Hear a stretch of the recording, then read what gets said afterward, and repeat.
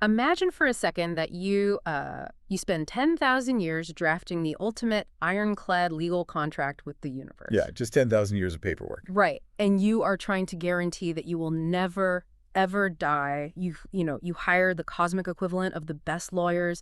You cover every conceivable loophole, and you build this completely airtight fortress around your own existence. Mm-hmm.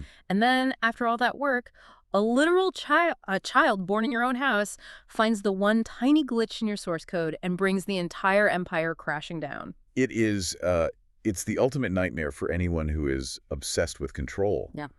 Because you construct this seemingly perfect defense against vulnerability, only to discover that the universe doesn't actually respect your terms of service. Yeah. You can't out-engineer your own mortality. Yeah. And you certainly can't, legislate away the underlying truths of reality. Exactly. And so, for you listening, welcome to today's deep dive. We are pulling you into a story that illustrates that exact collision. Okay, let's unpack this. We are exploring an ancient, epic narrative known as the Pillar and the Claw, the victory of Prahalad.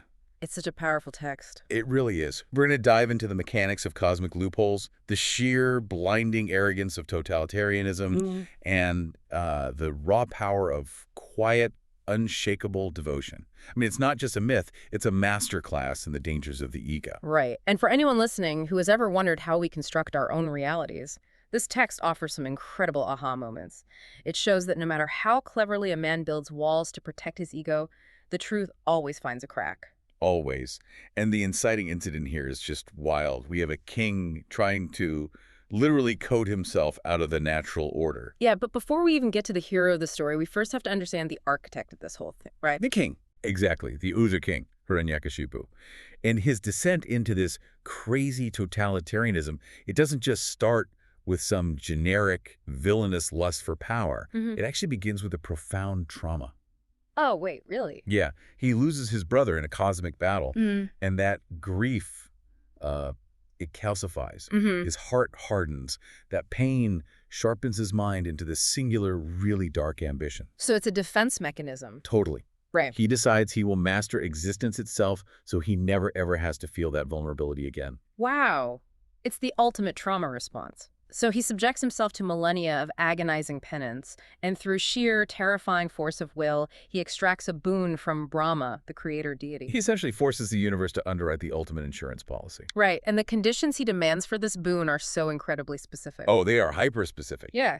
What's fascinating here is how legalistic it gets. Let's list them out because it's crazy. He dictates that he cannot be killed by any man or any beast. Right. He cannot be killed indoors, nor can he be killed outdoors. Mm-hmm. He specifies his death cannot occur during the day or during the night. He cannot be struck down by any weapon. And he can't be killed on the earth or in the sky. It is exhausting just thinking about it. It's like a paranoid billionaire drafting the most ironclad, airtight legal contract in the universe to cheat death. I mean, how do you even begin to defeat a dictator who has found the ultimate loophole? Well, see, that's the trap. He confused the mechanics of a boon with actual truth. He mistook a lack of vulnerability for true power. Ah, okay. Yeah. He believes that because he can't be categorized into these specific methods of death, he has basically conquered the universe. So he builds a totalitarian state purely on his own arrogance. He outlaws the name of the divine, Vishnu, and turns the cosmos into a monument to himself. Which is just, it's a house of cards, really. Because since external forces couldn't breach his legalistic armor, the fatal threat to his empire had to manifest from the inside. Literally from his own bloodline. Right. His newborn son, Prahalad. Exactly. And the universe balances the scales through the most unlikely vessel imaginable, a child born right there in the Demon King's palace. But the kid was already kind of compromised from the king's perspective before he was even born. Oh, totally.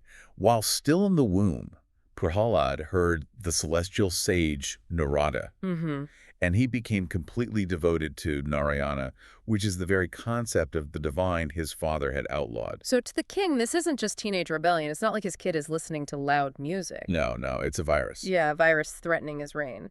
So the king deploys the classic tool of the authoritarian. He tries re-education. Right, he hands Prahalad over to these teachers, Sanda and Amarka. They're the sons of the state guru. And their job is basically to brainwash him, right? Pretty much. They teach him the Trivarga. And this is fascinating because it sounds so modern. It's a religion for social order, economy for power, and sense gratification. Wow. So keep your head down, make money, and buy stuff to numb the pain. Exactly, cold pragmatism. But Prahalad counters this with Bhagavata Dharma. When the teachers leave the room, he tells his classmates that life shouldn't be wasted on this repetitive cycle of material pursuit. And he calls it something really specific, right? Yeah, the chewing of the chewed. The chewing of the chewed. I love that. Here's where it gets really interesting. Isn't it amazing how political indoctrination completely bounces off someone who sees a singular soul in both a king and a commoner? I mean, the ultimate dictator's greatest enemy is a child employing quiet, devastating logic. It really is. And the reason the Trivarga failed on Prahalad is that he saw through the duality of friends and enemies. What do you mean by that? Well, authoritarianism requires you to fear another, an enemy.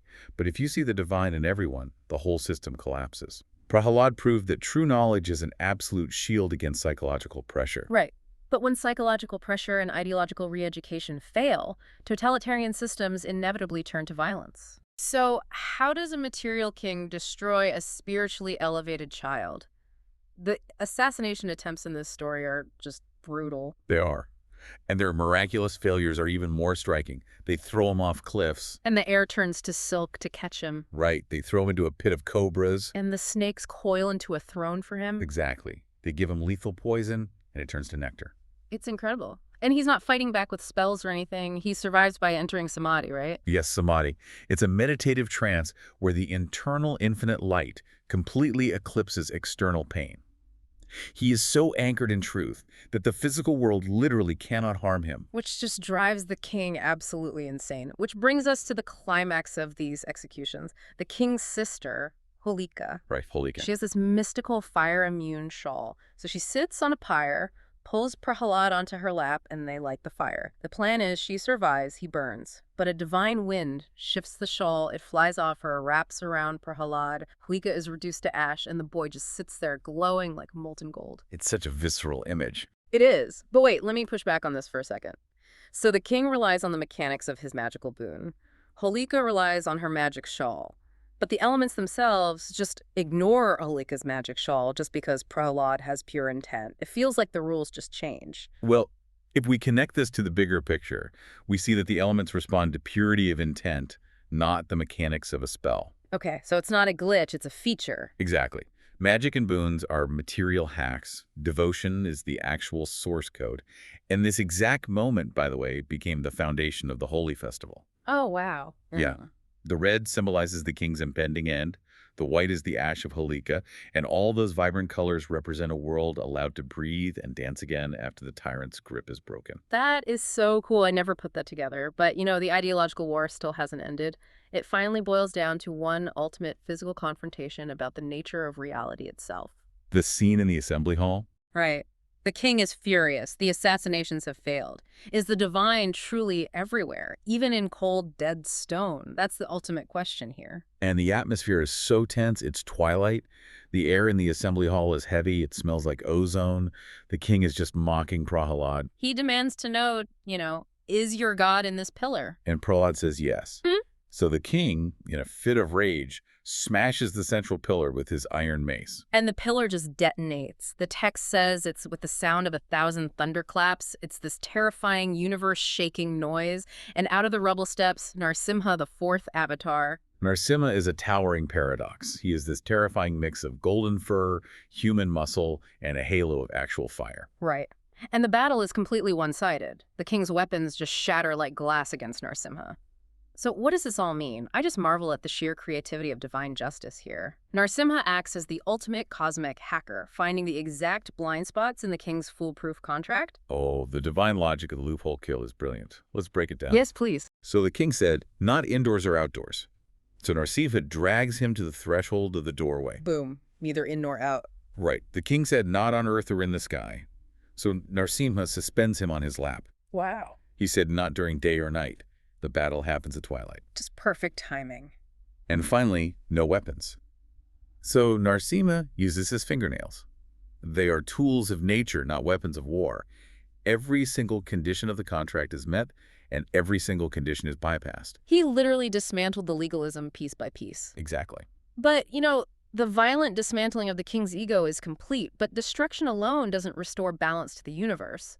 Like, how do we get from primal terror to earthly peace? Because the aftermath is terrifying. It really is. Narsimha sits on the throne.